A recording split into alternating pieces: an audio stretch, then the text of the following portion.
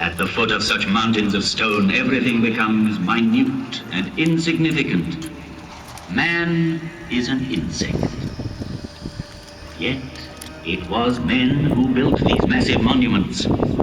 And the names of pharaohs whose tombs they are have crossed the ages. Their glory has defeated time.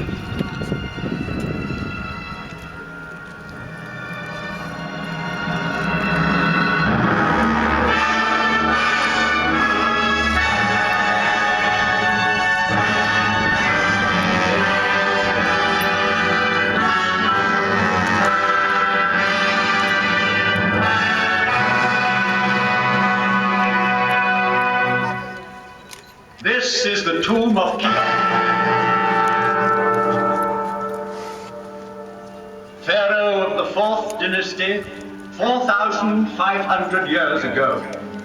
Here is the great pyramid which he built to defend himself against death. 455 feet high. He achieved the building of the highest monument then known to man. The area it covers is vast enough to hold St. Peter's Cathedral in Rome, the cathedrals of Florence and Milan, Westminster Abbey and St. Paul's. 3 million blocks of stone, some of them weighing 30 tons, were assembled by Cheops' faithful workmen to achieve this fabulous construction. At the center of it, the pharaoh planned his inner chamber, where his mummy was to lie in splendor for eternity. At the foot of this pyramid, in the rock, a temple was built. And there were kept the barges of Cheops, the barges of night.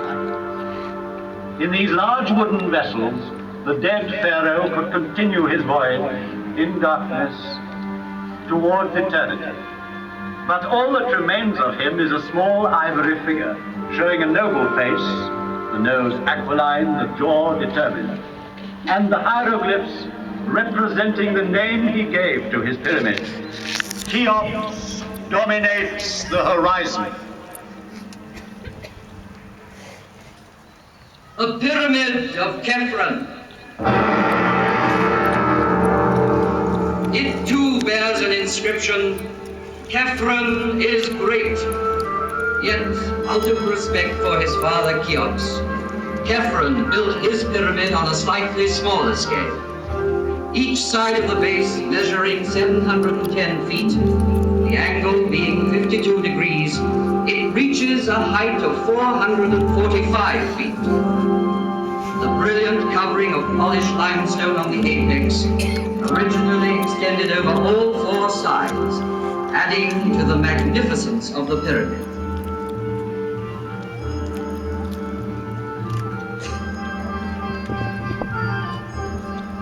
The face of Khafre has come down to us sculpted in green diorite streaked with white, a rare stone he brought back from an expedition. Here he is, close to us, in the guise of the Sphinx, carved in rock near his tomb.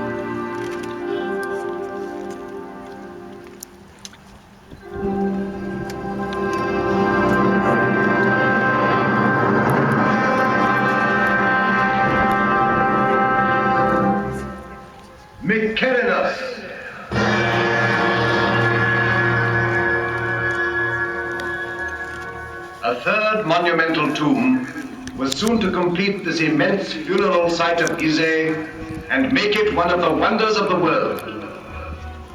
Though smaller, the Pyramid of Menkaure is perhaps the most impressive for being the culminating point of a vast design.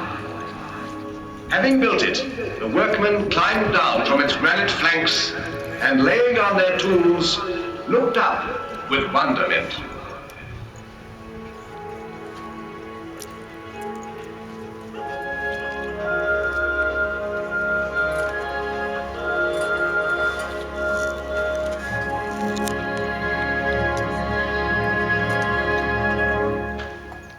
Great and powerful was Memphis, the capital city in the plain which joined Upper and Lower Egypt.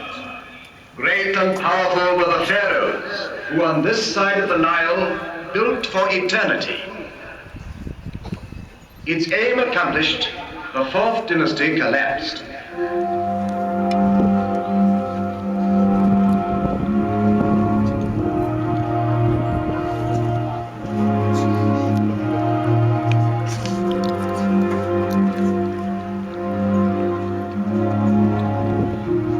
But the pyramids still stand. And the inscription on the one that completed the design claims, "Divine is Mykerinos."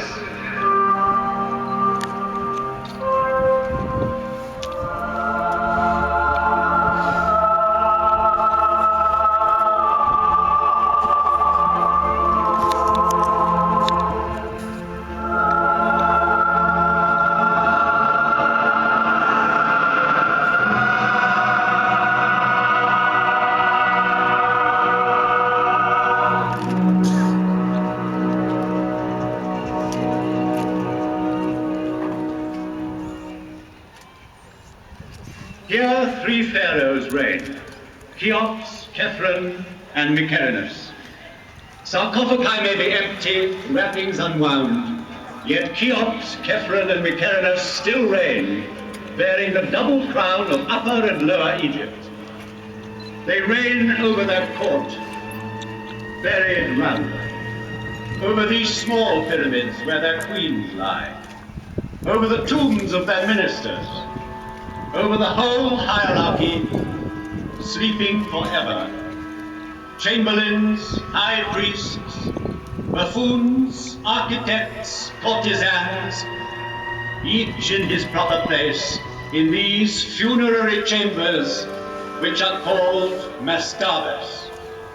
For this is a royal palace of the dead, with triumphal perspectives, pavilions, corridors, secret rooms, strong walls. It was a city of another world, approachable by the people only as near as the outer temples, where their devotion led them. Coming from the Nile, one ascended by a monumental causeway built on the same colossal scale to the high temples, where only the priests lived among the secrets of the mummies. They alone knew for what journey the great barges were being prepared at the foot of the tombs. A journey with the sun. A journey which has lasted 4,500 years.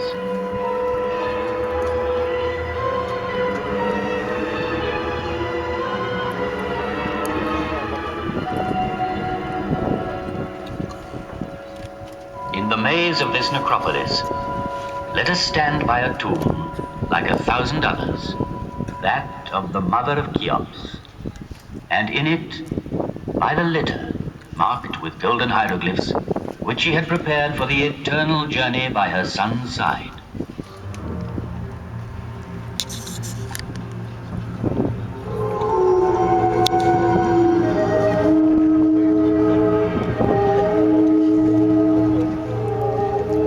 Neither wind, nor sand, nor centuries could ever entirely silence the voice of the desert.